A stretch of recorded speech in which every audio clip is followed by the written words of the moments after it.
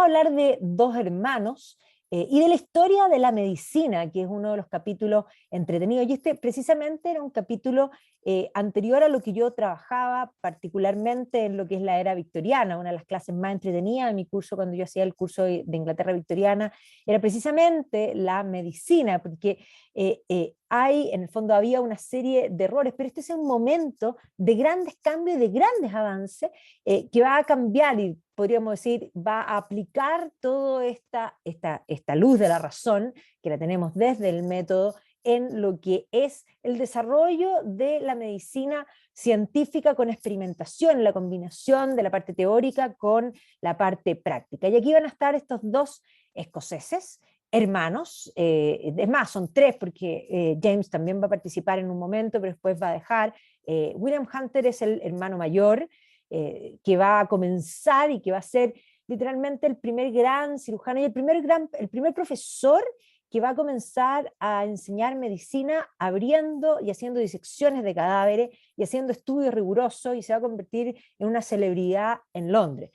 A su escuela, él va a poner la primera escuela de medicina para enseñar, en el fondo una escuela privada, a su escuela va a llegar a ayudarlo el hermano del medio, que se llama James, y posteriormente va a llegar el hermano chico, que es 10 años menor, que es John Hunter, que se va a convertir en el cirujano más importante y uno de los personajes más importantes en la historia de la medicina hasta el día de hoy. O sea, una serie de innovaciones que realmente son impresionantes, así que a estos dos hombres les debemos gran parte de los cambios de la medicina que se arrastran desde ahí hasta hoy día, porque entendamos que todavía va a faltar muchas cosas y particularmente lo que diferencia a la medicina moderna de hoy con esta medicina, no era el conocimiento, sino que particularmente un problema que tiene que ver no con las operaciones, porque las operaciones van a ser bastante exitosas, sino que con los postoperatorios, en particular con todas las asepsis que se van a producir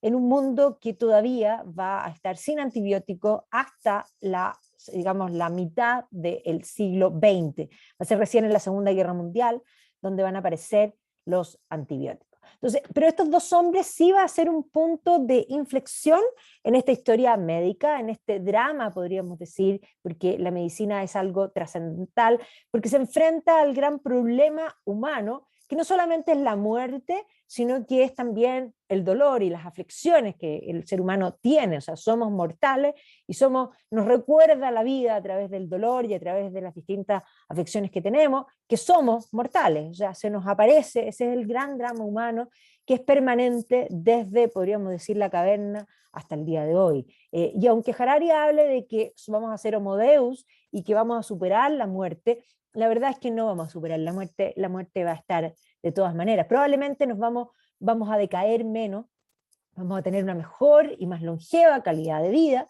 pero sin duda eso es parte y es consecuencia, podríamos decir, del desarrollo de la medicina. Pero este problema del dolor y de las enfermedades va a ser un problema que va a estar presente en la historia desde muy temprano. O sea, vemos cómo desde el mundo antiguo, los egipcios, los griegos, ¿no es cierto?, los romanos, van a practicar la medicina y van a tener visiones que van a ser bastante distintas a lo que podríamos considerar son el origen de las enfermedades. Esta idea de Hipócrates que se va a plantear en el fondo esta teoría de los humores, que va a mantenerse en el tiempo por largo tiempo. Es más, todavía podríamos decir, incluso el periodo de los Hunters, todavía ellos van a considerar esa idea, van a preguntarse cuál es el origen de las enfermedades, y para el siglo XVIII lo que más primaba era esa idea de los miasmas. Los miasmas son como olores que de alguna manera traen estas enfermedades. Por lo tanto, mucho de la visión y de la creencia respecto a los patógenos tenía que ver con lo que se había arrastrado históricamente desde el mundo antiguo, pasando con el mundo medieval, y primaba, principalmente aquí vemos en casi todas, de hecho desde el mundo antiguo, esta idea de sangrar. Es más, porque además se pensaba, y esto incluso más allá, y vamos a ver que el mismo John Hunter va a experimentar con el mismo, y por lo tanto, porque muchas veces no tenía, y era la mejor manera de probar en el fondo en carne propia sus propias teorías, pero esa idea de que el cuerpo no podía albergar dos enfermedades al mismo tiempo. Entonces, por ejemplo, vamos a ver que hasta el siglo XIX se practicaban lo que se llaman los blisters. Los blisters eran quemaduras, y eran quemaduras para que el cuerpo básicamente se concentrara en el nuevo dolor y abandonara el otro. ¿Ya? Y en el fondo el sangrar tenía que ver con que se pensaba que las fiebres tenían que ver con esta presión que había que liberar a través de dejar salir la sangre, y evidentemente esto provocaba que quien estaba enfermo y estaba débil terminara más débil, y las posibilidades de que alguien se mejorara eran no bastante extensas. Entendamos que también el intercambio con el mundo árabe va a tener una medicina importante, más avanzada, con visiones diferentes, va a ser parte del mundo medieval. Aquí vemos todas estas ilustraciones con temas que son bastante cotidianos, podríamos decir, en muchos aspectos hasta el día de hoy, y aquí vemos precisamente cómo los distintos médicos se hacían cargo de estas dolencias y las distintas enfermedades, el poder producir en el fondo remedios y las creencias, algunas verdaderas, otras erradas, respecto a este gran problema que son precisamente las enfermedades. O sea, es decir, el comprender todo lo que es la ciencia herbalística para producir en el fondo los remedios era algo, ha sido algo permanente y tremendamente importante para el ser humano.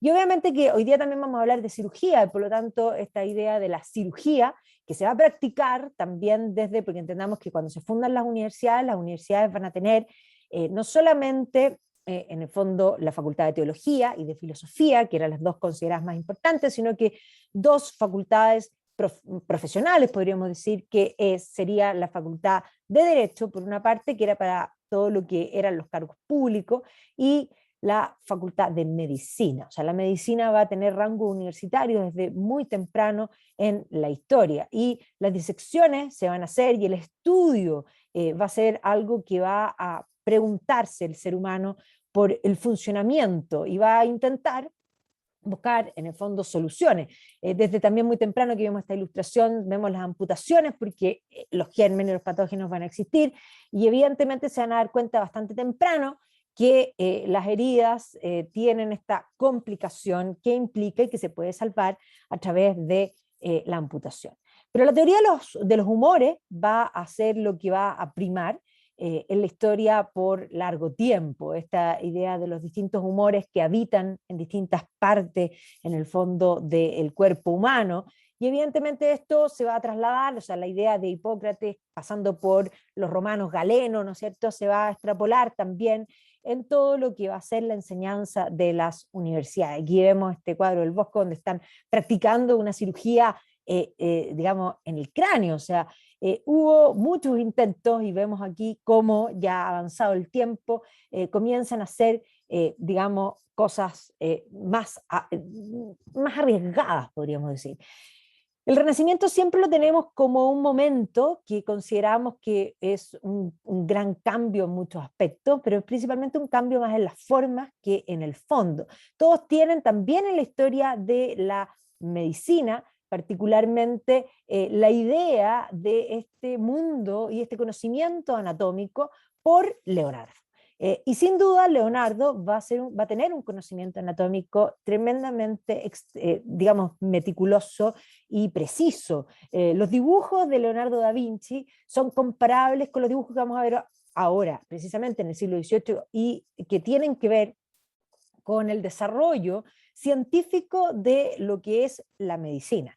Pero hay que comprender que hay una gran diferencia, porque cuando Leonardo hace sus códex, en el fondo que son de anatomía, son códex que son del mundo privado. O sea, Leonardo, nadie le encargó estos trabajos, los hizo para sí, los hizo para saciar su inmensa y profunda curiosidad personal, de asombrarse porque era un hombre que tenía demasiados intereses con la misma intensidad en diversas materias. Porque ¿qué es Leonardo? Leonardo es un pintor. Sí, ciertamente lo es, no pintó muchas cosas porque tenía tanto, podríamos decir, tal vez déficit atencional, que estaba concentrado en múltiples cosas al mismo tiempo. ¿Es un ingeniero? Sin duda es un ingeniero. Es un ingeniero militar, es un arquitecto, es un, en el fondo, anatomista, es un botánico, es en el fondo un hombre interesado en muchas cosas. Sin duda, su trabajo digamos, con abrir los muertos y con estudiar este concepto, esta obsesión por entender la máquina perfecta que es el cuerpo humano, lo va a llevar a no solo descifrar o intentar descifrar esa máquina, sino que también intentar replicar esa máquina en las máquinas que él va a crear, o sea, ese concepto del cuerpo humano y el mundo entero como una máquina. Pero este trabajo de Leonardo va a ser un trabajo que va a permanecer en el mundo privado y que no va a entrar en el mundo médico sino hasta bastante tiempo después. Leonardo, en su obsesión por conocer, va a buscar estos cadáveres NN, que era el gran problema para el trabajo con cadáveres, algo que no era bien visto tampoco en la época de Leonardo, era que había que esperar estos cadáveres NN. Y estando en Roma, va a conseguir lo que él tanto buscaba, que era una mujer embarazada, que hoy día vamos a hablar precisamente de ese punto, de varios meses de gestación, para poder pintar en el fondo y dibujar digamos, el bebé en el útero, pero además el cerebro, y eso le va a implicar ser expulsado de Roma. Los cadáveres y el trabajo de los cadáveres tenía que ver también con este concepto de que en la resurrección tú necesitas el cuerpo y por lo tanto la disección de cadáveres era considerado algo vejatorio para esa otra vida. No solamente Leonardo, sino que Andrea Vesali también va a ser un hombre que sí va a publicar, a diferencia de Leonardo, porque Leonardo hace los códices no son publicados, sino está, digamos, mucho tiempo después. En cambio, Vesali sí va a hacer disecciones con un interés de divulgación, podríamos decir. Y evidentemente aquí aparece este libro que se llama De Humani Corporis Fabrica, donde van a aparecer estas ilustraciones que se convierten en litografía y que evidentemente va a ser parte de este mundo que va a intentar buscar esa dimensión científica, que el propio Leonardo no podemos decir que lo tenía, ese espíritu científico, pero no tenía el espíritu de compartir necesariamente ese conocimiento. Entonces, las enfermedades van a ser el gran tema, los remedios, el sufrimiento, pero no va a haber una sistematización digamos, de este conocimiento, sino hasta la aparición de nuestro método. Y por eso este curso nosotros lo iniciamos con el método, con por una parte lo que es el método, podríamos decir, deductivo, de comprender desde lo general a lo particular el concepto mismo y luego buscar en el fondo esos particulares y desde la experimentación. Y no es raro que el método experimental que va a primar precisamente en Inglaterra va a tener exponentes muy particulares en lo que es la experimentación, y la experimentación en el fondo de la medicina se va a dar precisamente en estos dos personajes. Una vez que el método aparece, vamos a ver cómo no solamente, porque aquí hay una cosa interesante, porque aquí vamos a hablar que John Hunter no solo es el primer gran cirujano, sino que además va a ser el primer hombre que va a ser, el primero que dibuja los dientes es Leonardo, pero Leonardo lo hace en su códice privado, pero el primero y Leonardo se da cuenta que los dientes tienen distintos tipos de raíces, ya hace esa idea de que hay distintos tipos de dientes. Es decir, Leonardo no solo abrió los cadáveres, sino que les fue sacando diente uno por uno en su inmensa y profunda curiosidad. Pero John Hunter va a ser el primero en catalogar los dientes y va a ser considerado también uno de los primeros e importantes dentistas que va a cambiar también la práctica dental. La práctica dental como tal existía básicamente a través de los llamados charlatanes, y los charlatanes eran estos, en el fondo, personajes que se ponían en el puente y que sacaban los dientes, porque el tratamiento dental frente a un dolor de muela era, te saco la muela. ¿Ya?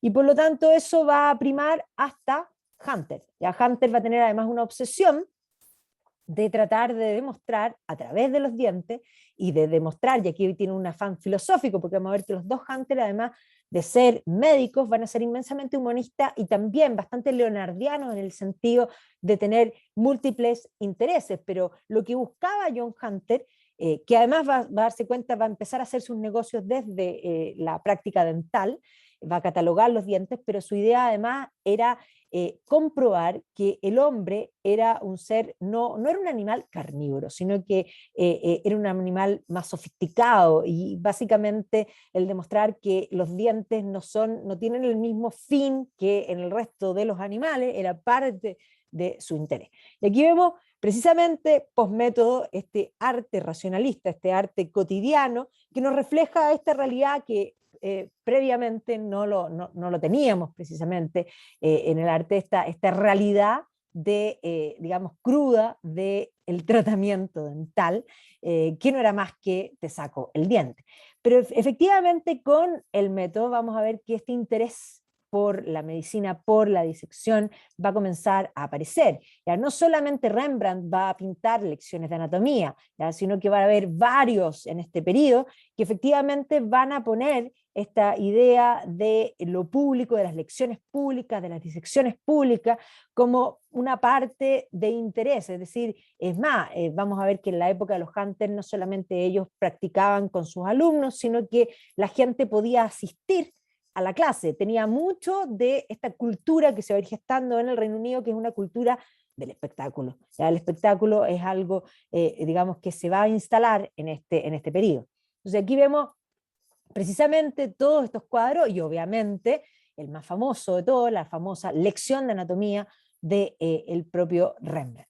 Entonces vamos a ver cómo poco a poco en las escuelas de medicina se va a comenzar a trabajar con cadáveres en forma pública, podríamos decir, para poder tratar de desenterrar y de descubrir, digamos, este tema, digamos, todos los misterios de esta máquina humana. Pero el sangramiento, que va a ser una de las prácticas que va a continuar y va a continuar hasta el siglo XIX en forma continua, va a seguir siendo una de las prácticas más usadas para curar, digamos, todos los males. Uno de los personajes, digamos, que va a aparecer en el siglo XVII va a ser Thomas Wills. Thomas Willis va a ser uno de los primeros en trabajar y tratar de hacer, en el fondo, en estas disecciones, estudiar el cerebro y hacer estudios de lo que es la máquina humana, no solamente el cerebro, sino que también tratar de dar respuestas a lo que es la circulación. Va a ser de los primeros que va a dibujar el cerebro. Y de hecho, el propio Christopher Wren, que también nosotros lo mencionamos cuando hablamos de Carlos II y la restauración, hablamos de Christopher Wren, y Christopher Wren, quien construyó la Catedral de San Paul, le va a hacer los dibujos precisamente a Willis para su libro que era sobre la anatomía del cerebro. Entonces, efectivamente, este sueño, podríamos decir, leonardiano, ahora va a comenzar a ser publicado, ya a ser mostrado para ser compartido en este concepto que habíamos desarrollado, que habíamos hablado cuando hablamos de Newton. Hablamos de la República de las Cartas, este conocimiento compartido. Y obviamente que aquí vamos a ver todos los estudios, los dibujos sobre la presión sanguínea, son los distintos, en el fondo, experimentos también, los primeros experimentos que se van a empezar a hacer también con la idea digamos, de la electricidad, la anatomía compartida, el estudio de poder, en el fondo, descifrar y comprender esta gran máquina humana. Así que van a comenzar a aparecer estos primeros tratados. Willis va a hacer esta ópera omnia, esta obra, digamos, para conocer el ser humano, va a ser en el fondo uno de los primeros libros que van a aparecer. Y de hecho el propio Christopher Wren va a estar interesado también en la máquina humana, y de hecho él, trabajando como astrónomo en la Universidad de Oxford, también Wren tiene ese aspecto leonardiano de interesarse en muchas cosas. No solo va a terminar siendo un gran arquitecto, sino que era un astrónomo, y va a ser el primero en crear una inyección para aplicar, en el fondo, líquido en el torrente sanguíneo, y va a ser el primero además que hace una transfusión de sangre con un perro. ¿Ya? O sea, una cosa que la idea, pero tenemos estos estudios que van a estar insertados en las universidades van a tener, en el fondo, estos hombres que buscan y que están interesados en múltiples temas, porque efectivamente, si uno piensa en una figura como Wren, va a estar también trabajando con Willis en medicina, pero también en astronomía, y también posteriormente va a terminar siendo topógrafo real y va a terminar reconstruyendo Londres completo. Pero efectivamente estos dos personajes que hoy vamos a presentarlos vienen posteriores, o sea, vienen en el siglo XVIII, comenzando ambos en el fondo. William Hunter van a ser en 1718 y John van a ser 10 años después. Y también podríamos decir, es divertido, pero William va a morir en 1783 y John va a morir 10 años después. O sea, precisamente van a vivir exactamente el mismo tiempo. Son escoceses, ya van a nacer en Long Calderwood, en Escocia, y en el fondo aquí uno es el séptimo y el otro es el deseado, en el fondo, hijo. Y aquí está, hasta el día de hoy, si uno va a este lugar, aquí aparecen los dos nombres de William y John, que de hecho de todos estos hijos van a sobrevivir solamente 4, William, James, que yo también se los mencioné, John y Dorotea, que va a ser la otra hija, que también va a vivir con ellos y que le va a cuidar la casa a uno de los hermanos, ¿ya? Entonces su padre era un comerciante retirado de esta ciudad que habíamos hablado cuando hablamos de la Ilustración escocesa, hablamos de Glasgow como una ciudad de mercaderes. Entonces era una familia que no era rica, pero en el fondo tenían pocos recursos, pero suficientemente acomodada, o sea, vivían no en la miseria para nada. ¿Ya? La madre, esta era la casa, y esta es la casa, aquí la vemos en una foto antigua, y esto es hoy día, como se ve hoy día la casa de esta familia. Su madre era bien educada, era hija de un magistrado, y por lo tanto vamos a ver que ella va a ser la que le va a compartir a los hijos su amor por la literatura, por el arte, que va a ser una de las cosas que va a primar en la vida de estos hijos. Varios niños de esta familia van a morir antes, así que William va a terminar siendo de los grandes. Y William, de hecho, va a irse a los 13 años. Recordemos que yo también mencionaba que se entraba muy temprano, muchas veces a la universidad, porque los colegios como tales no existían. No existía la idea endémica, existían colegios privados de distintas personas que recibían a gente en sus casas, pero enseñaban lo que cada uno quería enseñar, y por lo tanto él va a entrar muy temprano, a los 13 años, va a entrar a la Universidad de Glasgow, a estudiar un MA, un Master of Arts, porque básicamente se esperaba que fuera un ministro de la iglesia. ¿Ya? Muchos estudiaban en el fondo para esos fines. ¿Ya? Y aquí va a resultar ser parte o insertarse en este mundo que habíamos hablado de la Ilustración escocesa. Va a ser en el fondo discípulo de varios de estos próceres, Alexander Dunlop, John Loudon y obviamente el más famoso de todos, Francis Hutchinson, que era el gran defensor de la libertad. Este movimiento de la Ilustración escocesa que hacía de Edimburgo la Atenas del norte, pero Glasgow, esta ciudad de mercaderes con gran cantidad de recursos, se va a plasmar también profundamente en todo lo que es el estudio de la ciencia y de las humanidades. Así que no solo Hutchinson, que era considerado que era un irlandés de origen, que va a terminar haciendo clases en la Universidad de Glasgow, que va a ser el maestro, podríamos decir, de toda la línea, incluido el propio Adam Smith, que va a estar, digamos, imbuido por el espíritu de este Francis Hutchinson, que era un hombre considerado uno de los mejores profesores de la universidad, era emblemático, hacía sus clases caminando,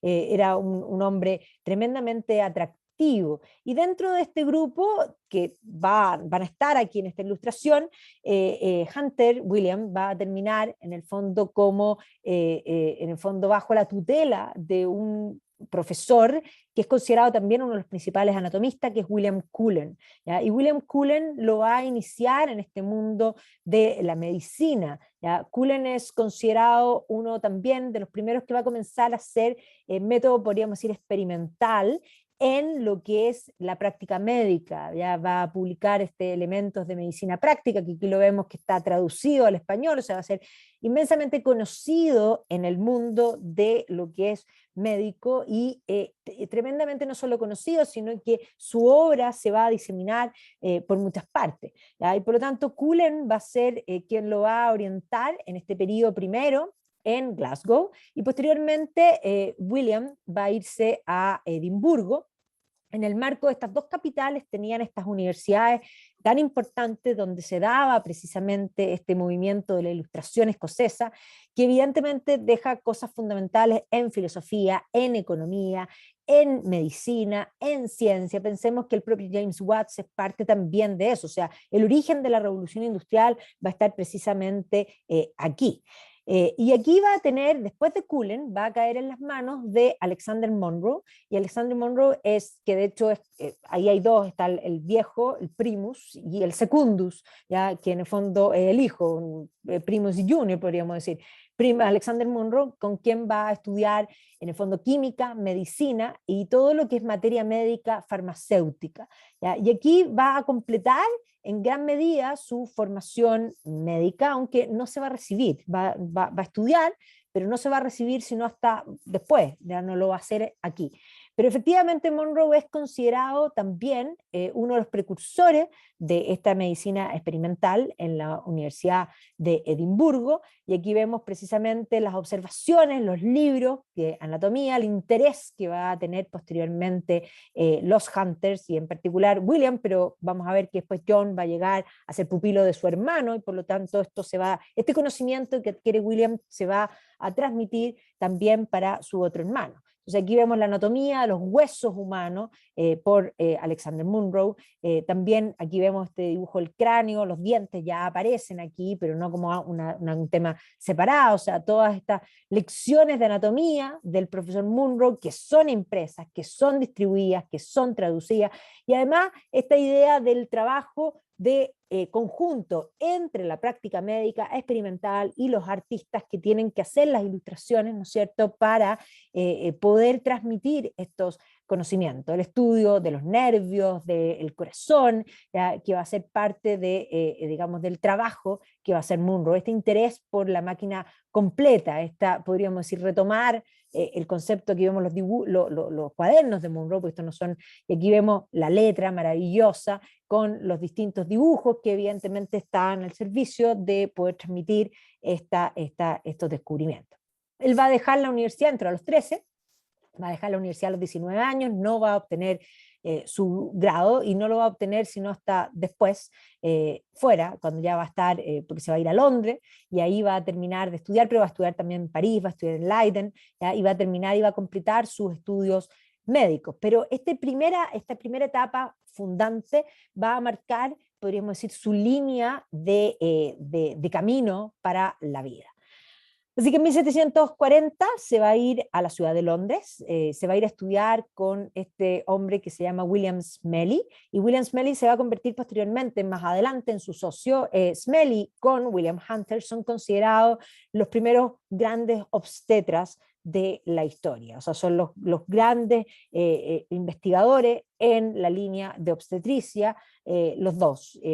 Smellie era mayor que él, y Smellie, de hecho, va a llegar a Smelling porque Smelling era amigo de Cullen, que había sido su primer tutor, y el propio Smelling le va a presentar al doctor James Douglas, que va a terminar siendo el personaje que lo va a apadrinar y que lo va a invitar a alojar en su casa. Así que este joven escocés va a llegar a Londres trabajando con Smellie. Smellie, de hecho, es el que inventa los forceps, ya atendiendo parto, ya era un experimentado obstetra, y por lo tanto eso va a hacer que William, que llega a Londres, donde Smellie, va a terminar también interesándose por este mundo de la obstetricia. Entonces aquí vemos los tratados, en el fondo, de la práctica de obstetricia de William Smellie, que evidentemente va a seguir guiando el camino de este joven Hunter. Entonces se va a convertir en asistente de anatomía del amigo del doctor James Douglas, que además a su vez va a convertir a William en el tutor del hijo de él y lo va a llevar a vivir a su casa, lo va a acoger. Y ahí en el fondo cuando el doctor Douglas ya se muere, va a tener un cariño, un afecto por William y va a pedir que lo manden en el fondo a estudiar a París. Que complete sus estudios médicos, porque ya ha avanzado muchísimo en la práctica, pero que termine sus estudios médicos en anatomía y en cirugía, ¿ya? Y por lo tanto, con esto que va a permitirle completar los estudios, va a terminar estableciendo y terminando su carrera médica. Así que después de estudiar en París y de terminar y de aprender también de la práctica médica continental, va a volver a Londres y aquí se va a empezar, se va a quedar y va a comenzar en el fondo a hacer cursos complementarios, siempre interesado en la filosofía natural. Entendamos que la filosofía natural tenía que ver con todo lo que son las ciencias, o sea, la química, la filosofía, o sea, perdón, la química, la física, la biología, que tiene que ver con la anatomía, eran parte de lo que se denominaba filosofía natural, por lo tanto no se podía separar la filosofía natural de la anatomía. Y vamos a ver que William Hunter va a tener un interés en múltiples temas. Y recordemos que su madre también le había transmitido los intereses por la literatura, por el teatro, por el arte, y obviamente que eso lo va a ir combinando. Va a estar influenciado por la figura de John Theophilus de Saguiers, que había sido un gran profesor de filosofía natural y que había sido asistente de Isaac Newton, y por lo tanto en sus clases va a tomar esta visión que va, podríamos decir, es más humanista en muchos aspectos. Era considerado uno de los profesores más interesantes de su tiempo. ¿Ya? Entonces aquí vemos algunos dibujos de este John Theophilus de Saguiers, que había trabajado con el propio Newton, eso lo hacía ser una figura tremendamente emblemática, y evidentemente vamos a ver que el concepto de transmitir la ciencia, de enseñar la ciencia, ya estaba totalmente, digamos, incorporada. Varios de las obras, en el fondo, de los tratados de esta filosofía natural eran bastante conocidos, y aquí va a empezar a mezclar, en el fondo, sus conocimientos de disección, de trabajo práctico, con también este trabajo, podríamos decir, teórico. ¿Ya? Va a tener como profesor, en el fondo, de anatomía, Frank Nichols, ¿ya? Que además era amante, y esto es importante porque a él siempre le gustó todo lo que era el mundo artístico, que también le gustaban las antigüedades y el arte, y probablemente aquí, trabajando para estos personajes, va a poder desatar o va a poder liberar esos intereses que él tenía por estas otras disciplinas, porque una de las cosas que me voy a adelantar, pero que va a caracterizar a William Hunter, va a ser que va a ser un gran coleccionista, amante de las antigüedades, amante del arte, amante de las curiosidades, y en la medida que va a hacer fortuna, va a dedicar a coleccionar todo aquello que le impresionaba. Por lo tanto, es probable que haya abierto y que haya, en el fondo, aunque estaba canalizando su estudio en medicina, haya permitido abrir estos otros intereses y mantenerlo con gran intensidad al mismo tiempo. Entonces va a ser parte de todas estas lecciones públicas donde él termina de formarse. Además, este es un periodo que mucho se aprendía también en Leiden y en París, y él de hecho va a ir ahí, porque además en el continente había mucho más cuerpo disponible para la disección.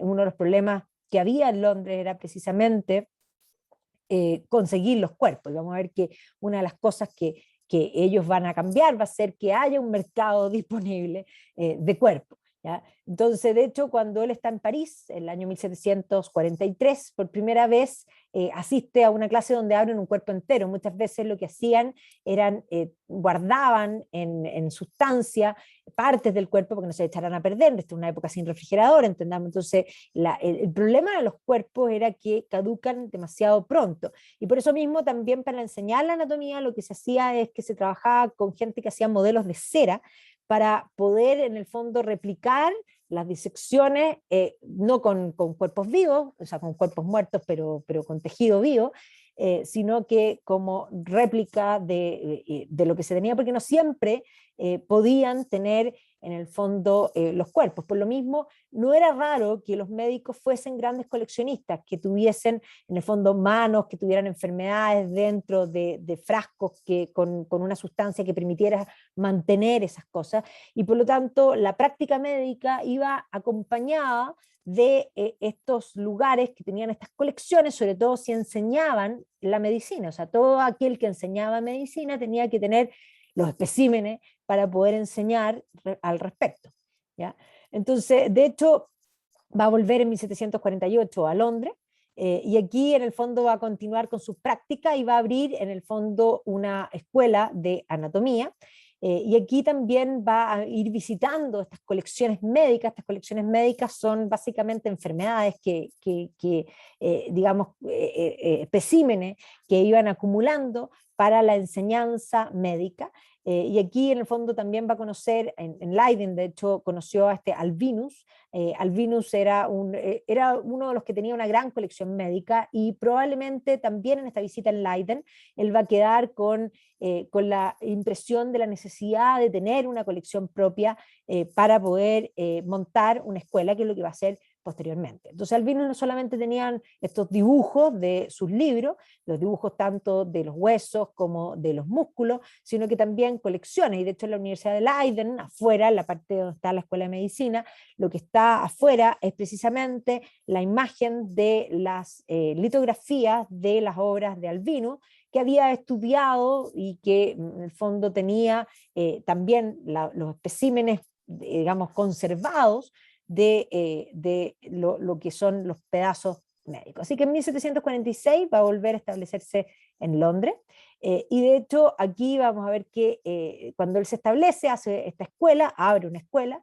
El hermano segundo, que era James, se va a ir ese mismo año, se va a ir a trabajar con él, y digamos 2 años después, el hermano chico, que era John, también se va a ir a trabajar con él en esta escuela, y posteriormente la hermana, también sobreviviente, que es Dorotea, va a llegar a vivir con él en 1750.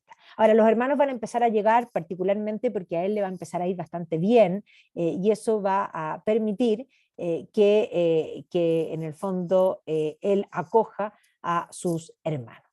Y entonces aquí ya vamos a incorporar a la historia también, haciéndolo llegar al menos, a John Hunter. John era menor, era un joven que, aunque había tenido estudios, había sido bastante mal alumno, nunca le gustaron los estudios, y siempre le gustó la experimentación. Siempre fue también coleccionista, pero coleccionista de bichos, de salir a la naturaleza, de experimentar. La experiencia era algo fundamental. Hoy día lo habrían catalogado de joven de déficit atencional. No tenía, nunca tuvo en el fondo una preparación profunda académica. El colegio no lo completó, le cargaba, fue un periodo, pero después de que ya se murieron los padres, en el fondo, siendo todavía bastante joven, va a empezar a hacer otras cosas, metido principalmente en la experimentación, y a los 20 años ya se va a ir donde su hermano, que le estaba yendo bien en Londres, donde va a empezar a trabajar con él como asistente, y ahí va a aprender desde la práctica, y en la escuela de su hermano va a aprender gran parte, no todo, porque después van a tener incluso pugna en la vida, se van a separar en algunos momentos, y después, en el fondo, cuando muere el hermano, él va a estar tremendamente desolado posteriormente. Así que en realidad tuvieron una relación más bien fraternal, con bemoles, por supuesto, pero John Hunter va a aprender de manos de su hermano. Ahora, William Hunter comenzó a tener no solo éxito, sino que va a tener muy buenas amistades. De hecho, mucha gente, y la ilustración escocesa, la gran parte de la ilustración escocesa también estaba instalada en Londres. Estas ideas de la ilustración escocesa van a terminar manejando en gran parte el Imperio Británico, y el imperio se manejaba desde Londres, por lo tanto, muchos escoceses vivían en Londres. Y aquí vamos a ver cómo el propio William Hunter se va a codear con una intelectualidad escocesa, y no solo escocesas, sino que también más allá, que van a permitir que se alimente esa curiosidad que él tenía con distintas disciplinas. Va a ser súper amigo de Robert y Anne Fullis, que eran en el fondo editores y vendedores de libros, que habían fundado también una academia, que es la Fullis Academy de Bellas Artes, y que de hecho posteriormente eso se va a convertir también en una universidad. Esta es la academia que tenían, y evidentemente que aquí vamos a ver que compartían cosas, porque vamos a ver que Hunter tenía su academia para enseñar medicina, pero para él el arte y la incorporación del arte en su enseñanza era tremendamente importante. Por lo tanto, los hermanos Fullis van a ser algo fundamental, que publicaban libros y que evidentemente eso le va a permitir también tener esto de catapultar y poder enseñar lo que ellos estaban aprendiendo a través de la publicación. Estas son las litografías de algunos libros, incluso los Fullis van a publicar en inglés El Quijote de la Mancha, ¿ya? Aquí está de Don Miguel de Cervantes y Saavedra, ¿no es cierto?, para el mundo británico. Estos son algunos de los libros que publicaba precisamente Fullis. Va a ser muy amigo también de Tobias Smollett, que era un escritor, y que de hecho se va a convertir en un gran ensayista. En la época era muy famoso, iba a ser novelista, ¿ya? Que va a escribir, entre otras cosas, las aventuras de Roderick Random, ¿ya? Y también de Peregrine Pickle, ¿ya? Y varios de los personajes que van a aparecer en esta novela que se va a ir desarrollando precisamente durante este siglo XVIII. Va a ser muy amigo del gran pintor, el más famoso de todos los pintores escoceses, el que va a hacer todas las pinturas de Adam Smith, de David Hume, que era Alan Ramsey, ¿ya? Y por lo tanto era también amigo de él. Era amigo de un grabador que era Robert Strange, y que por lo tanto todas estas reuniones, un periodo de reuniones de Robert Mine, que además era un arquitecto, ingeniero, y que va a ser muy importante en la ciudad de Londres porque él va a construirle, bueno, le va a construir posteriormente la casa al propio William Hunter, que va a ser esta casa que va a hacerle después. O sea, eran bien amigos, pero que obviamente esa la va a hacer después cuando ya le va muy bien. Estos son los planos en el fondo de la casa, pero es muy famoso en Londres porque Robert Mile había construido como ingeniero el puente de los Blackfriars, ¿ya? Que es uno de los puentes importantes sobre el Támesis hasta el día de hoy. Así que era un hombre, un ingeniero, arquitecto, ¿ya? Y que evidentemente va a ser parte de los conocidos y amigos.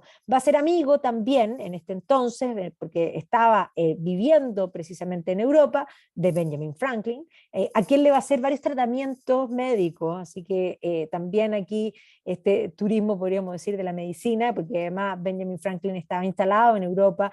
Enhorabuena, porque eso va a permitir que la independencia americana se concrete, porque va a ser Franklin el que va a conseguir el apoyo francés finalmente, y que va a ser determinante para ganar la guerra de la independencia. De John Pringle, que era además que había reinventado en cierta forma también todo lo que es el ejército, ¿ya? Y por lo tanto también vinculado con el área del ejército. Va a ser amigo de Sir Joshua Reynolds, que hablamos de él hace un par de semanas atrás, el gran pintor famoso, que de hecho va a pintar el cuadro de William Hunter y posteriormente también de John Hunter, de George Stubbs, que también va a ser en el fondo de la intelectualidad de este grupo que se reunían en el The Club. Va a ser amigo de Adam Smith, lo va a conocer a David Hume, y también de Joseph Blacks, que estaba metido en todo lo que era la química, también figuras fundamentales del profesor Johnson, de Samuel Johnson, ¿ya? Que eran parte de este club. ¿Ya? Y también de James Bruce, que era uno de estos viajeros, que se lo conocía como el palio abisinio, porque va a hacer estos viajes, y también en estos viajeros que venían y que traían además muestras, que esto es súper importante porque eran un coleccionista de muchas cosas y de especímenes, no solamente humanos y de enfermedades, sino que también de múltiples cosas, especies de flora y fauna. Iban a ser por lo mismo, él y su hermano, muy amigos del capitán Cook, que les va a proveer de sus viajes de muchas muestras para estas colecciones. Y por lo tanto, vamos a ver que todas estas amistades van a ser parte de este círculo, que evidentemente él con sus clases, con todos estos artistas, va a terminar instalando una primera academia en una recién instalada plaza de Covent Garden.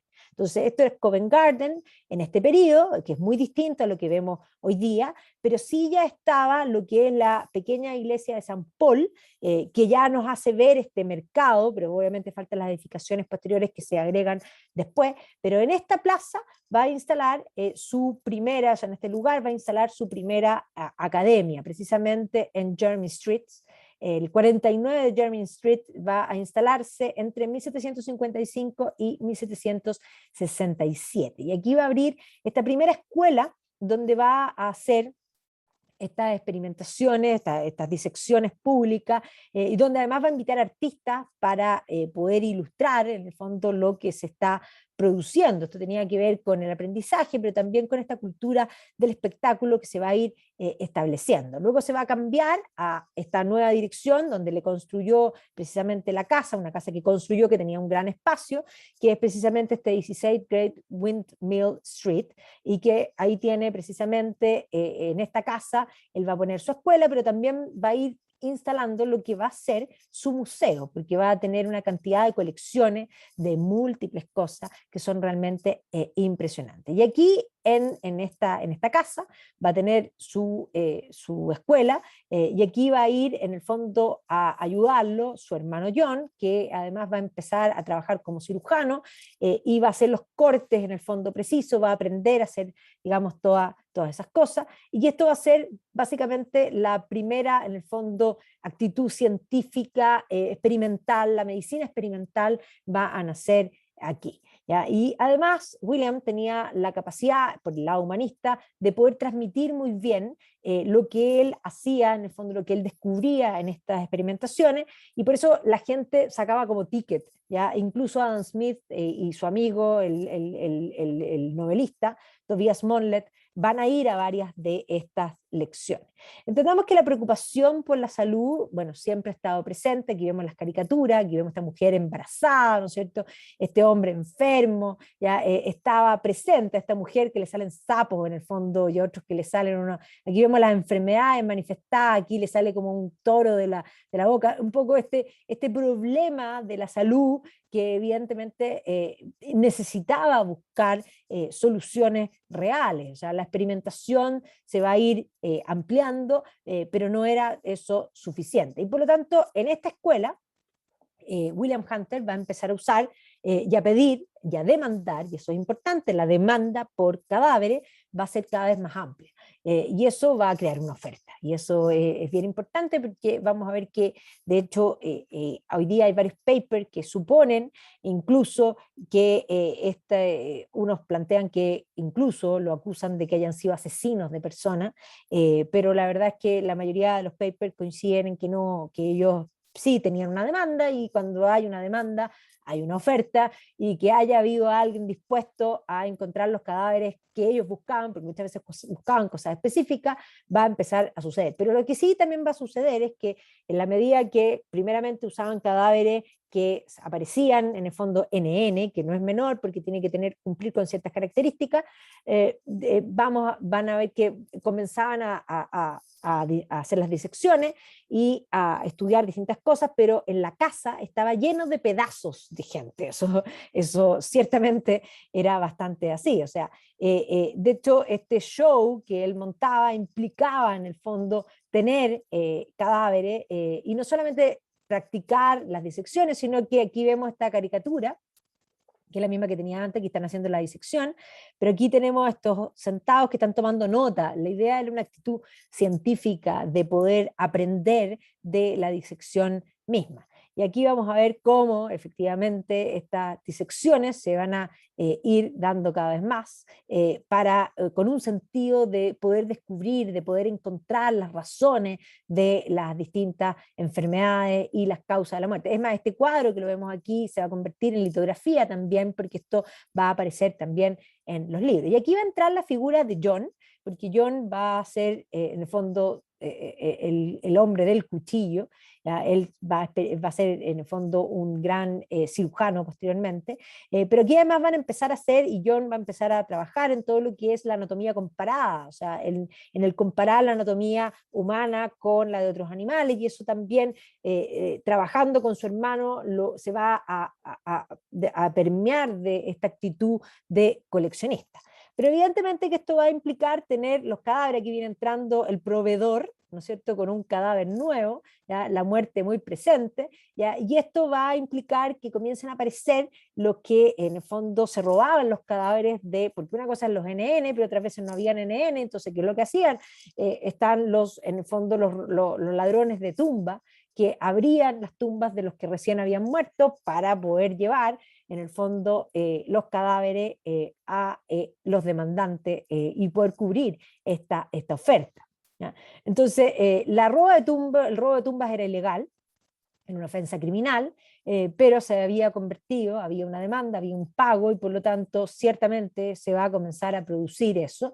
Y esto va a provocar que siempre frente a la casa de William Hunter habían turbas, principalmente muy puritanas, también criticando, protestando y llegaban en el fondo a reclamar a la casa. Aquí vemos las caricaturas que lo muestran a él en el fondo con esta gente cortada, con estos cadáveres cortados y los reclamos que decían que básicamente habían pedazos de personas por el jardín de la casa. Y esta gente que llegaba en el fondo a recriminar estas actividades científicas que eran parte de pecaminosas, digámoslo de esa manera.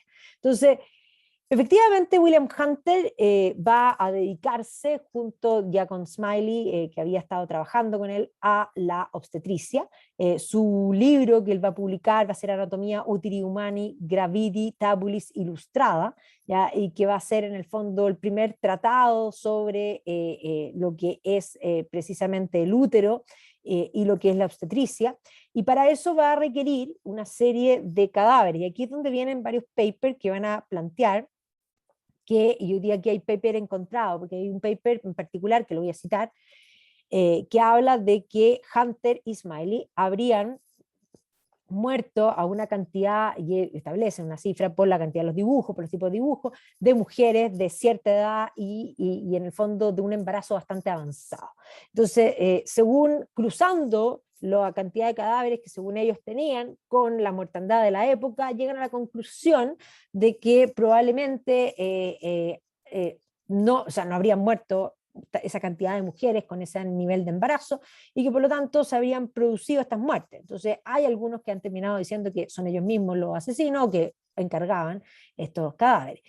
Otros papers han llegado a la conclusión de que muchos de estos dibujos no serían más que dos cadáveres, simplemente que en un mismo cadáver hacían estos dibujos para poder comprender. Entonces aquí están todos los dibujos de las disecciones, que evidentemente además implica cortarle las piernas, cortarle en el fondo la cabeza a estas mujeres muertas de embarazo bastante avanzados para poder estudiar todo lo que es en el fondo la obstetricia y poder mejorar la práctica obstetra.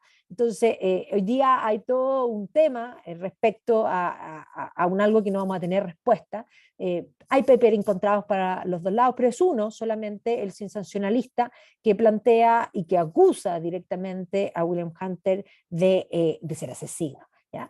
Así que aquí vemos precisamente los dibujos y los tratados en el fondo que va a publicar tanto Hunter como en el fondo como Smelly, que van a trabajar juntos. Él comienza a trabajar con Smelly y va a heredar posteriormente, se va a convertir en el obstetra más famoso. Este es el paper que este Don Sheldon, que lo publicó en la Royal Society of Medicine, donde él plantea que estos dos doctores habrían muerto entre 35 y 40 mujeres, ¿ya? Y posteriormente a eso hay muchos papers, yo diría que este es uno, y por lo menos hay 10 papers que han rectificado eso diciendo que no son, en el fondo, que los cadáveres pueden ser la misma mujer, que están tomadas en distintas disecciones y distintos dibujos, ¿ya?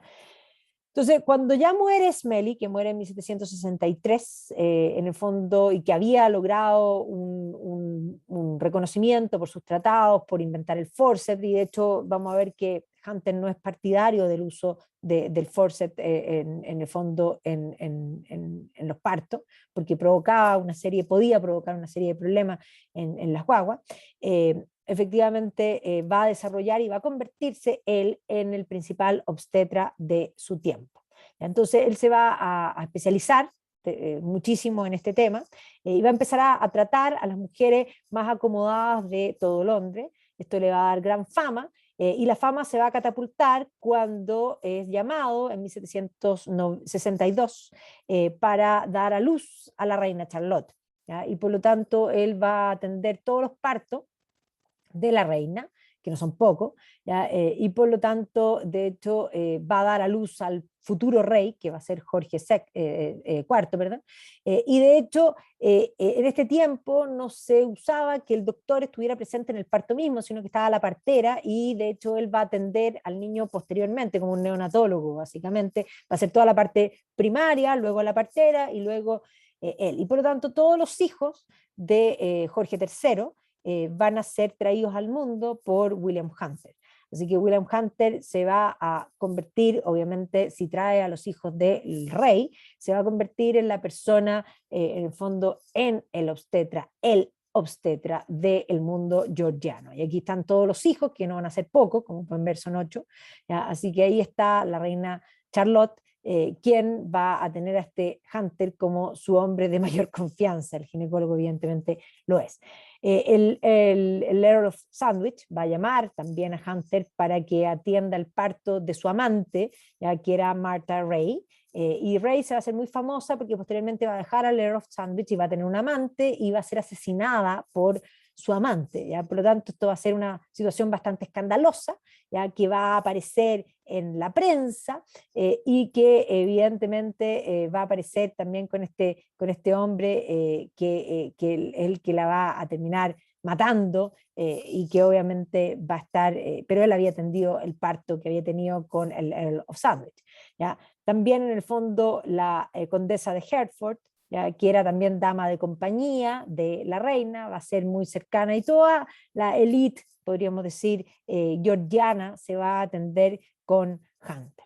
¿Ya? Y aquí él también, cuando se funda la Royal Academy, tenemos a Joshua Reynolds como director de la Royal Academy, que eran amigos, ¿no es cierto? Hunter también va a ser de los primeros profesores dentro de la Royal Academy de anatomía. Y por lo tanto aquí va a lograr unir estas pasiones que él tenía de la anatomía con el arte, ¿ya? Y de hecho va a ser elegido profesor en el fondo de la Royal Society también en 1767, y también de la anatomía de la Real Academia en 1768. Así que va a ser profesor digamos, laureado en este mundo académico, ¿ya? Y aquí va a hacer varias clases públicas de anatomía, ¿ya? Enfocadas a la anatomía, y luego el enfoque de la combinación de la anatomía con el mundo del arte y con lo que es en el fondo esta filosofía natural que tanto habíamos planteado. Este es un cuadro que de hecho aparece en la portada del libro, como vemos acá. Este cuadro lo hace Zoffany, ya que es uno de los pintores importantes, junto con Joshua Reynolds y Thomas Gainsborough. Zoffany va a pintar precisamente esta lección en la Royal Academy, en la que va a participar precisamente William Hunter. ¿Ya? Y aquí también vemos estos otros cuadros que también muestra un poco este sentido de la incorporación del arte y la ciencia como parte de esta academia real. Y en este cuadro aparece, de hecho ahí está Hunter, como parte del cuadro, ¿ya? De estos personajes. Entonces, el mundo de las artes, el mundo del consumo también, de sociedad de consumo que se va a ir creando, que va a ir en torno a la Royal Academy, también va a tener un interés por el mundo científico. Entonces se va a convertir en un hombre tremendamente acomodado, va a tener no millonario, pero tenía un patrimonio importante, y de hecho gran parte de su patrimonio lo va a gastar. De hecho, va a gastar 100.000 pounds de la época, que es el equivalente a 9,5 millones de pounds hoy día, en colecciones. ¿Ya? Y de hecho va a empezar a ser un coleccionista, a vender distintas piezas, porque intercambiaba piezas, tenía algunas deudas, y ahí va a ir en el fondo generando esta gran colección. Ahora, se va a enfermar de reumatismo, se va a ir deteriorando y finalmente va a morir, y en su testamento va a poner que su colección, que no era menor, es gigantesca, y eso es lo que vamos a entrar un poco primero, antes de entrar a John Hunter, que ya lo dejamos trabajando con su hermano, pero ya después voy a contar un poco la historia.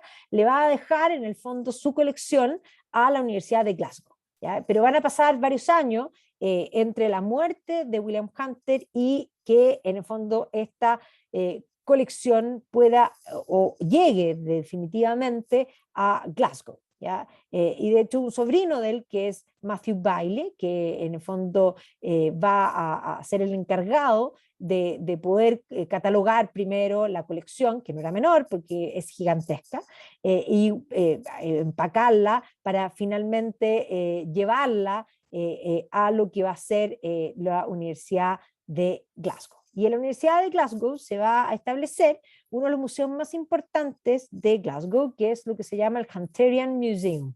¿Ya? El Hunterian Museum que posteriormente de recibir la colección de William Hunter, se va a construir a comienzos del siglo XIX un primer edificio, que posteriormente, cuando se construye la universidad nueva, ese edificio se va a dejar de lado y se va a hacer un nuevo edificio con estilo neogótico, igual que la Universidad de Glasgow se hace un edificio neogótico, y por lo tanto se traslada toda la colección a este lugar. Hoy día el Hunterian Museum tiene parte en este primer edificio, que es el Gilbert Scott Building, y también tiene una galería de arte, porque él era coleccionista no solamente de cosas muy curiosas, sino que también de arte, de antigüedades, ¿ya? Y por lo tanto completa varios edificios de la Universidad de Glasgow. Así que aquí vemos a William Hunter, esta colección, y que es en el fondo, hombre, médico y coleccionista, o sea, es un coleccionista. Entonces, aquí vemos que está en la entrada precisamente este personaje. Su hermana, Dorotea, habla de él como un infatigable en cultivarse y conocer lo que se abre ante sus ojos, ¿ya? Y de hecho, respecto a la colección, ¿ya? Ella va a decir que es una colección muy vasta entre las civilizaciones antiguas, arte, cultura, ciencias naturales, es un tema que va a ser muy amplio. De hecho, va a ser coleccionista también del libro y va a ser un fanático de los viajeros, desde Marco Polo hasta el Capitán Cook, con quien eran amigos y con quienes conversaban y le contaba sobre todos estos viajes. Entonces, efectivamente va a coleccionar una serie también de animales y él va a ser el primero en establecer el concepto de la extinción, porque antes no se creía la extinción, sino que se pensaba que cuando un animal desaparecía de un lugar, aparecía en otra parte. Entonces, él va a ser el primero en plantear, a través de sus colecciones, darse cuenta de que hay subespecies y de extinción. Y ahí estamos hablando antes, evidentemente, de Darwin, por supuesto. ¿Ya? Pero entendamos que es paralelo al abuelo de Darwin, que es Erasmus Darwin, que va a escribir Zoonomía y que tiene que ver con eso. Esta es parte de la colección de arte, o sea que el Museo de Glasgow tiene toda un área de arte, que es la colección precisamente de William Hunter, que va a tener una cantidad de pintura no menor, de libros, o sea, una biblioteca realmente fabulosa con libros bien curiosos, que de hecho aquí está el catálogo de la exhibición que se hizo, donde además va a tener libros de distintos lugares, va a tener un interés por todo lo que es en el fondo la astrología, la alquimia también le va a interesar, y por lo tanto va a haber una serie de manuscritos bastante curiosos, además de, por supuesto, desde manuscritos medievales hasta libros interesantes, primeras ediciones digamos, de su tiempo. De las culturas antiguas, o sea, una cantidad de colecciones que uno dice, pero ¿cómo? ¿Ya? Y aquí vemos los libros, de aquí libros impresos también, de las culturas antiguas, vasijas, en el fondo estelas, ¿ya? Temas que en el fondo va a tener interés en las religiones, en las culturas, o sea, una cosa que es realmente impresionante. Y de hecho se va a comprar en un momento una momia, ¿ya? Y va a tener después una colección de momias, porque va a estar interesado en aprender el arte de la momificación. Y no solamente va a coleccionar las momias, sino que va a estudiar cómo momificaban, y cuando se produce una oportunidad muy curiosa, la va a tomar. Bueno, va a venir un amigo, ¿ya? Que era un dentista que se llama Martin Van Buchen, que se le muere su mujer y que le pide a William Hunter que la embalsame. Y entonces él va a utilizar lo aprendido y la va a embalsamar, y esta mujer va a quedar en un sarcófago de vidrio, así como la Blancanieves, por largo tiempo, y ahí está precisamente lo que cuenta la muerte de este Van Buchen, que se dice aquí que tal cual lo curioso que tenía, no que fuera dentista, sino que había tenido a la mujer en el fondo embalsamada en la casa, porque además la pone en la casa. Después se vuelve a casar, pero la primera mujer estaba embalsamada en la entrada de la casa, una cosa muy curiosa.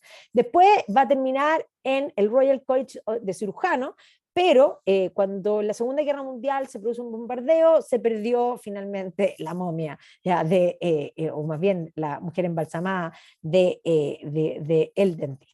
Va a tener una colección además de moneda, de filacteria bien importante, y aquí tiene monedas rarísimas, que son consideradas una joya, porque además se va a preocupar de conseguir distintas monedas, tanto del mundo antiguo como del mundo medieval, ¿ya? Y de distintos artefactos. Además, sus dibujos, o sea, aquí entre medio están sus artefactos, sus dibujos de las mujeres embarazadas, ¿no es cierto? Es una mezcla muy importante de distintos tipos de cosas. Y evidentemente también de remedios. Hay toda una sección de toda la parte química, del interés por los remedios y también todos los modelos de cera que de sus disecciones se van a hacer para poder enseñarle a su alumno respecto, en el fondo no siempre los alumnos tenían que estar abriendo personas, se abrían personas donde se aplicaban varias de las cosas que se aprendían primero en estos modelos de cera, así que también están los modelos de cera, sus colecciones de bichos también, o sea, aquí esto le va a interesar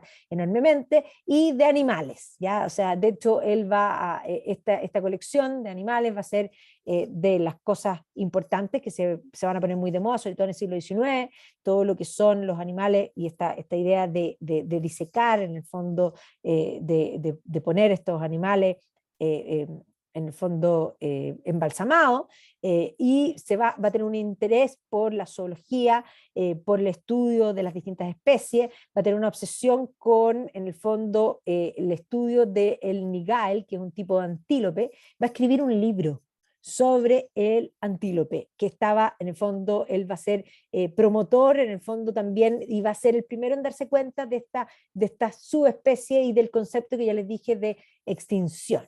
¿Ya? Y de hecho, se va a dar cuenta en un momento digamos, por unos dientes, de que estaban hablando de un animal extinto, haciendo las comparaciones, porque como estudiaba anatomía comparada, no solo de animales y de hombres, se va a dar cuenta a través de unos dientes de que esos dientes, ese vestigio, era de un animal que él va a establecer extinto. Y además, como trabajaba con los animales, va a trabajar con sus amigos, y ahí va a entrar George Stubbs, que es un pintor que se había especializado en la pintura de animales, con quien va a trabajar en el fondo el estudio de la anatomía de algunos animales. Recordemos que el primer canguro se ve en el primer viaje del Capitán Cook, y por lo tanto aquí obviamente los dibujos del Capitán Cook van a ser llevados a Stubbs para realizar esta visión. Y con Stubbs lo que va a hacer, que tiene montones de dibujos de caballos, se especializa en pintar animales, pero con Hunter va a ser lo que es en el fondo la anatomía de los caballos, y esto obviamente que va a servirle a Hunter para su estudio de anatomía comparada. Y posteriormente Stubbs va a trabajar con él también en los dibujos anatómicos humanos, ¿ya? Y va a tener un interés compartido, y este es el abuelo de Charles Darwin, que es Erasmus Darwin, que va a publicar un libro que se llama Zoonomía, y que obviamente va a alimentar este interés por esta colección y por este comprender, catalogar, ordenar la realidad completa. Y de hecho, ahí está el mastodonte, que a él le van a traer esta pieza, que son estos dientes, y él, haciendo la comparación de todo lo que había estudiado, va a llegar a la conclusión de que esa pieza es de un mastodonte distinto, de una especie extinta. Eso es lo que yo les estaba comentando. Así que el Hunterian Museum, la verdad es que es gigantesco, y ya en la época se reían. Aquí ven estos especímenes, aquí está coleccionando, cortando, esto no lo tienes, en fin. ¿Ya? Y aquí tenemos que entrar en esta misma dimensión con lo que es la medicina y la colección a su hermano. John Hunter va a ser famosísimo, y aquí vemos esta litografía donde aparece John Hunter, aparece Edward Jenner, que lo van a ver con la Bárbara, que es el que va a inventar la vacuna, William Herschel y Humphrey Davy, que Humphrey Davy va a ser las clases que eran realmente un espectáculo. O sea, aquí estos estos cuatro científicos que van a tener que ver con los cambios en la ciencia. Él va a entrar a estudiar con su hermano, y posteriormente va a ir a especializarse en cirugía en el Hospital de San Jorge, y aquí va a trabajar un buen tiempo, y luego se va a ir a trabajar al Hospital de San Bartolomé, y se va a especializar como cirujano, ¿ya?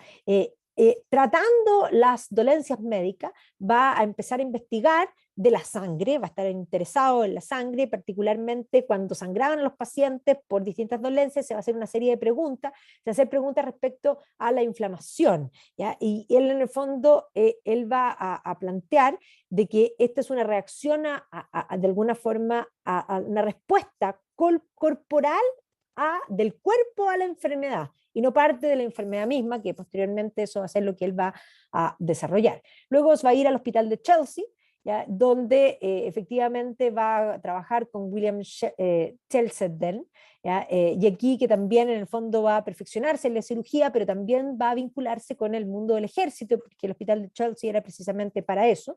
Y este profesor también había trabajado en anatomía, en el San Bartolomeo Hospital va a trabajar con Percival Pott, que era en el fondo otro cirujano en ese entonces conocido, y va a aprender de las técnicas de cirugía y de tratamiento para las distintas cosas. Y además va a trabajar con una mujer que es la Marie-Marguerite Biron, que era una anatomista francesa instalada en Londres, que era la que hacía los modelos de cera para, en el fondo, el estudio y el aprendizaje.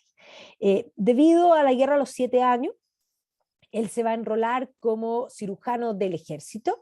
No va a ir a América, pero sí le va a tocar ir a una isla que está frente a Bretaña, una pequeña isla donde va a tener algunas acciones. En esta expedición es la llamada Belle Isle, y aquí va a servir en el fondo primero a la British Army y posteriormente a la British Navy, ¿ya? Y aquí le va a tocar tratar a los heridos, ¿ya? Y va a empezar a preguntarse por, en el fondo, todas las acciones quirúrgicas y cómo restaurar las heridas y cómo restaurar, en el fondo, la salud de las heridas en la guerra, ¿ya? Y va a escribir, con su experiencia castrense, un tratado sobre la sangre, la inflamación por las heridas de armas de fuego, ¿ya? Y va a empezar a ser el primero que va a empezar a hacer trasplantes y injertos de tejido, ¿ya? Pero cuando vuelve a Londres, estaba con todas estas inquietudes y va a volver primero donde el hermano, van a tener unos desencuentros, y se va a dar cuenta de que, de hecho, va a estar interesado por los dientes también y va a empezar a trabajar. En el fondo, como dentista, va a conocer a James Spence, que trabajaba en esto y había un interés por cubrir los dientes. Entonces, lo que él va a empezar a hacer es a crear dientes falsos, hacer los primeros, lo que podríamos decir, los primeros implantes para aquellos que habían perdido los dientes. Entonces, efectivamente, la práctica dental seguía siendo con los charlatanes que te sacaban los dientes. Ahora él va a abrir un mercado, la gente le vendía los dientes por 2 shillings y él se los vendía y se los ponía a la gente que había perdido los dientes, que pagaban una enormidad, y esto le va a ir regio. Aquí vemos todos estos charlatanes que eran los que le conseguían las piezas dentales para poder, en el fondo, hacer, en el fondo, completar la dentadura a aquellos que la habían perdido. Aquí este cuadro muestra a todos los que le sacaron los dientes, también esto, aquí vemos instalando dientes en distintas personas. Y aquí vemos cómo se ríen las caricaturas, ¿ya? Y que habla en el fondo de esta dentadura artificial que se empiezan a crear en este entonces. Entonces él va a escribir en el fondo esta historia natural de los dientes humanos, donde va a ser la categorización y el estudio de cada una de las piezas dentales y de los fines. Y acuérdense que tenía este objetivo, que era demostrar que el ser humano no era carnívoro, ¿ya? Y un poco mostrar la dignidad y el sentido de lo humano desde la mirada dental. Y estas son las prótesis que va a empezar a hacer, y evidentemente esto hacía que la gente, porque sin dientes era la mayoría de las personas, o sea, las personas muy jóvenes perdían los dientes, un dolor de dientes implicaba perder el diente. Entonces va a empezar a hacer estas distintas prótesis que van a permitir poder reemplazar, hacer los primeros llamados implantes, que además eran bien complejos porque cuando uno pone un hueso de otra persona, muchas veces el cuerpo lo rechaza, y ahí por eso también viene el estudio de las inflamaciones, que era en el fondo una reacción del cuerpo mismo para con ese elemento exógeno que se agrega. Él va a ser el primero, el creador de la cirugía científica y el padre de todo lo que se considera la cirugía experimental. ¿Ya? Va a ser considerado fellow de la Royal Society, va a ser también el primero en estudiar las enfermedades venéreas. ¿Ya? Al comienzo él pensaba que la gonorrea y la sífilis eran causadas por el mismo patógeno. Y para estudiar esto, y debido a que no siempre encontraba las cosas, él se va a infectar a sí mismo de las dos cosas. Y se va a dar cuenta de que no es el mismo, y se va a dar cuenta que es un error. O sea, va a experimentar consigo mismo y va a publicar sobre esto y va a comenzar a realizar, que esta era una de las enfermedades venéreas era el gran problema y van a permanecer siendo el gran problema de salubridad pública en el mundo por largo tiempo. mientras no se logra un tratamiento adecuado, y él va a comenzar a experimentar en distintos tratamientos, va a hacer todos los estudios de qué es lo que produce la enfermedad, las distintas, y se va a dar cuenta que son dos enfermedades distintas, y va a publicar un tratado sobre estos estudios. Evidentemente que la vida licenciosa, que además erradamente muchos pensaban que esto se transmitía solamente desde las mujeres, y la verdad es que se transmitía para los dos lados, y eso se va a mantener en la idea, y él va a tener muy claro cómo se transmite, y va a empezar a tratar esto con cauterización y con mercurio, ¿ya? Que algo de alguna manera va a buscar una fórmula de un mejor tratamiento para la época de lo que es esta enfermedad. Se va a casar en 1771 con Anne Home, que era hija de Robert Boyle Home, y también tanto su padre como su hermano eran bastante conocidos, van a tener 4 hijos, solo 2 van a sobrevivir, los otros 2 van a morir antes de los 5 años, pero ella era bien famosa, y de hecho esta litografía se la van a hacer antes de su matrimonio, y este cuadro se lo van a hacer después de su matrimonio, era bien bonita, y ella va a ser poeta, y por lo tanto los Hunters que tenían estos intereses, su hermano ya vemos que tenía un interés múltiple, ella también va a desarrollar una, digamos, acción, una actividad como poetisa. Él va a participar en las clases con su hermano, ¿ya? Y va a ser considerado posteriormente nombrado, así como su hermano fue el obstetra de la reina, él va a ser el cirujano del rey, y de hecho va a ser nombrado por una parte en la Royal Academy, pero también va a ser miembro posteriormente de la Academia Real de París, de los cirujanos de París, y posteriormente también de la Academia en el fondo de los cirujanos americanos, o sea, va a tener en el fondo este cruce intercontinental. Esta biografía de Wendy Moore habla de The Knife Man, el hombre del cuchillo, porque efectivamente va a practicar una serie de operaciones. Su casa aquí también va a convertirse en un lugar no solo de enseñanza, sino que también de colecciones. A diferencia de su hermano, va a tener una colección bastante más específica, que ya vamos a entrar en eso. Pero evidentemente este cirujano, y entendamos que sin antibiótico la amputación era algo que era lo único que te podía realmente salvar la vida, y en este periodo se hace una serie, ¿no es cierto?, de operaciones. De hecho, habíamos visto cuando hablamos de la Fanny Burney, la operación digamos, de la operación de mama, que la habían sacado sin anestesia, porque en esta época no hay anestesia todavía, ¿ya? Y evidentemente aquí todos los distintos instrumentos, las distintas disecciones, el estudio de las distintas enfermedades que él va a ir coleccionando y sintetizando y acumulando. Y ahí va a publicar también su libro sobre las inflamaciones, o sea, va a publicar el libro de las enfermedades venéreas, el libro de las inflamaciones, ya va a publicar también de los dientes, ya, de las enfermedades en el fondo con armas de guerra, de las heridas, del tratado de los injertos que va a comenzar a hacer. ¿Ya? Va a hacer contribuciones a la medicina así prácticas hoy día. De hecho, él va a ser el primero que va a determinar e identificar el nervio del olfato y lo que se conoce como el útero grávido. Así que aquí en el fondo se va a dar cuenta precisamente de eso que no se conocía, va a publicar precisamente sobre eso. En los trabajos con su hermano, en obstetricia, va a complementar los trabajos de su hermano y va a él va a estudiar todo lo que es la fisiología de la circulación de la placenta. Y además es muy conocido y tiene el nombre hasta el día de hoy de lo que se llama en el fondo el canal de Hunter.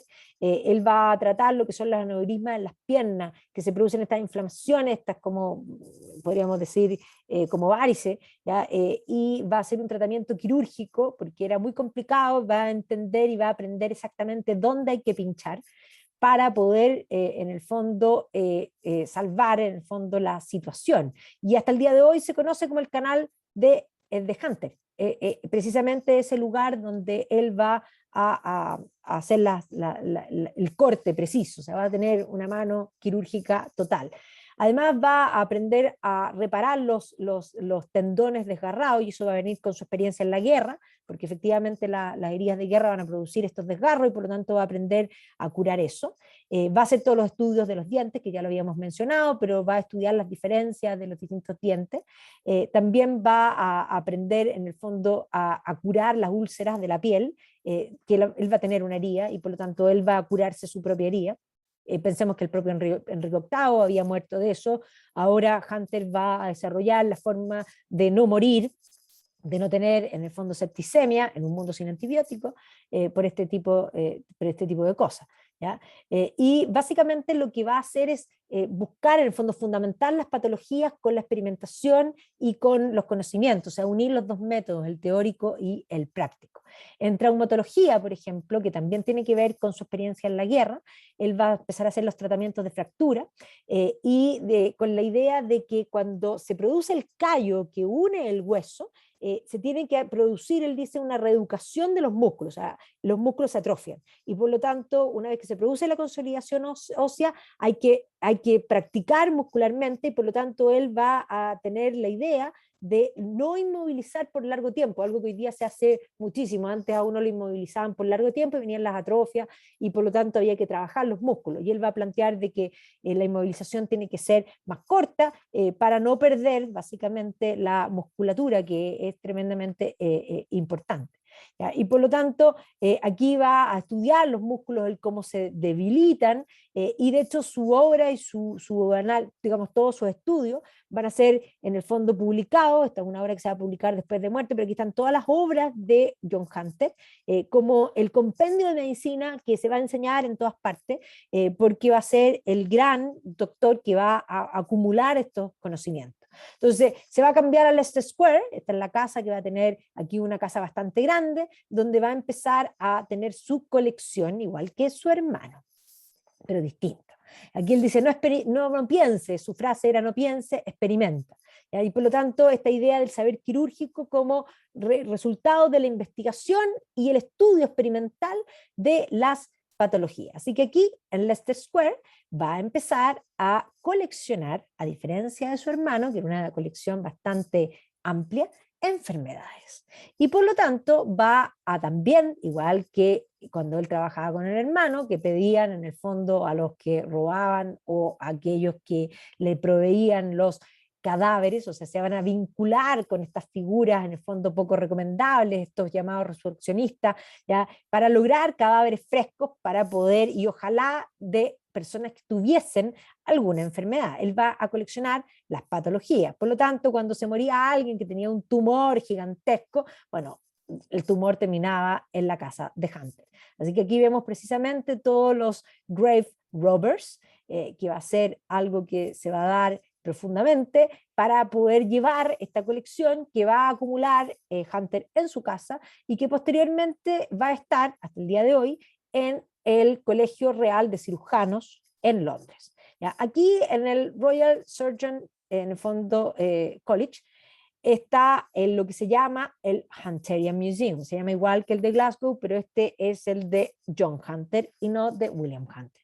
Afuera entrando está precisamente la escultura de Hunter, y un poco aquí entendamos que esto va a tener que ver con todas sus prácticas, con sus cortes, donde va a coleccionar precisamente las enfermedades. O sea, va a estudiar los patógenos, va a estudiar los tumores, va a coleccionar y va a enfrascar estas enfermedades. Por lo tanto, es un museo que está lleno de las patologías. Es más, los siameses, que ahí van a morir los siameses porque no los podían separar en esta época, él va a querer los cráneos. Y ahí están los cráneos de estos siameses. Toda persona deforme, Hunter los va a perseguir en vida para pedir que les deje, en el fondo firmado, sus cuerpos. Muchos van a aceptar, otros no van a aceptar, pero se va a conseguir los cuerpos igual. ¿Ya? Y por lo tanto, aquí vemos el Hunterian Museum, tiene las cosas más impresionantes, ¿ya? Desde huesos de infantes muertos, de, digamos, de patógenos, de las distintas disecciones de las enfermedades mismas. Aquí va a coleccionar, y no solamente humanas, porque recordemos que lo que es la anatomía comparada es lo que van a practicar las enfermedades. Aquí había una persona que tenía, y aquí es donde va a estudiar todo lo que es digamos, la parte nerviosa del olfato, las enfermedades del oído, o sea, aquí del gigantismo, en el fondo de los pies, y ahí están todas estas cosas, que efectivamente es el museo más freak que se pueda visitar.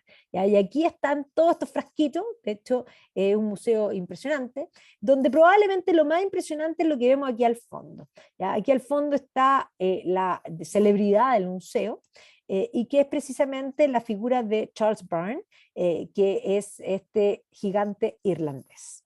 Charles Bryan era un gigante, medía en el fondo como 2,40 metros más o menos, y desde de Irlanda se va a venir a Londres. Un tipo lo va a convertir, se va a convertir en su manager y lo va a empezar a exhibir como el gigante irlandés y se va a convertir en el fondo, y lo van a presentar no como Charles Burns, sino que como Mr. O'Brien, ¿ya? Porque era lo más fácil, todos los irlandeses se llaman O'Brien y por lo tanto Mr. O'Brien va a ser una celebridad que evidentemente va a ser parte de esta cultura del espectáculo que estaba tan desarrollada ya desde finales del siglo XVIII y que se va a mantener durante todo el siglo XIX, el siglo XX y el siglo XXI.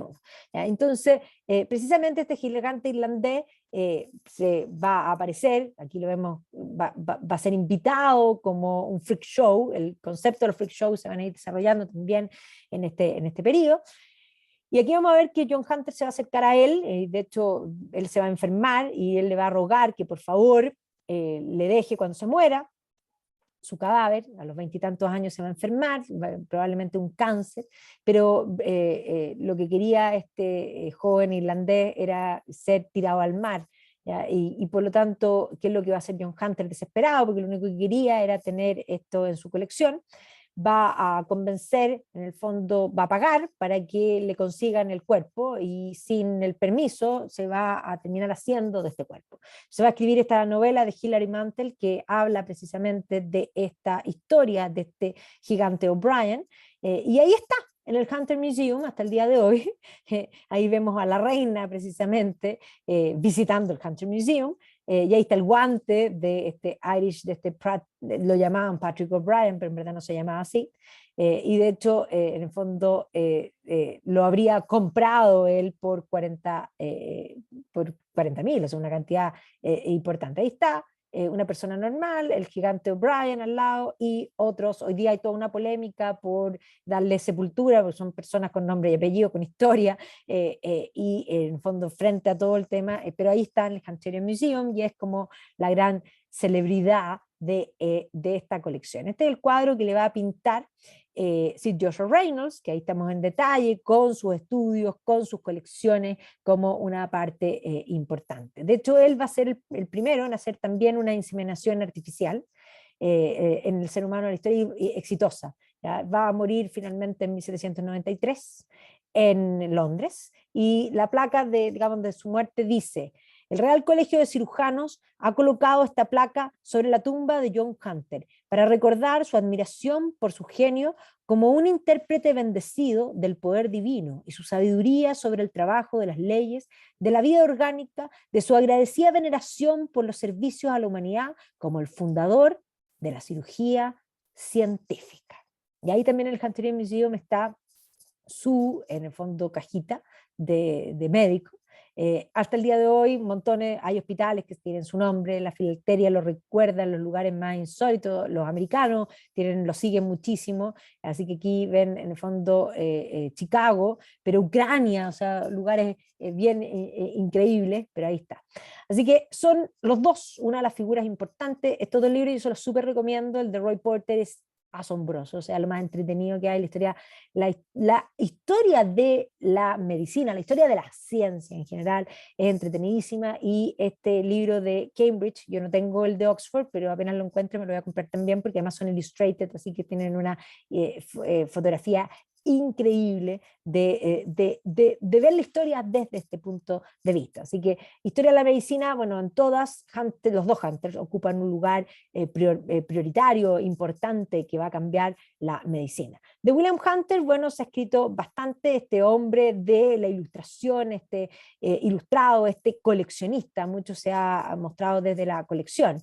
Y de John está este Reluctant Surgeon, que ha sido publicado digamos, en varias ediciones, pero también tenemos este concepto de los fellowship, the Fellowship of Three. En el fondo era súper amigo de James Cook y de Joseph Barnes. ¿Ya? Y por lo tanto el interés por lo desconocido, por la botánica, por el trabajo conjunto, de esta conversación interesante. Y obviamente como cirujano ha sido tratado porque es el gran cirujano, y por lo tanto este hombre de ciencia y cirujano. Y obviamente que la medicina en general, bueno, como una de las cosas que lo encuentro totalmente fascinante.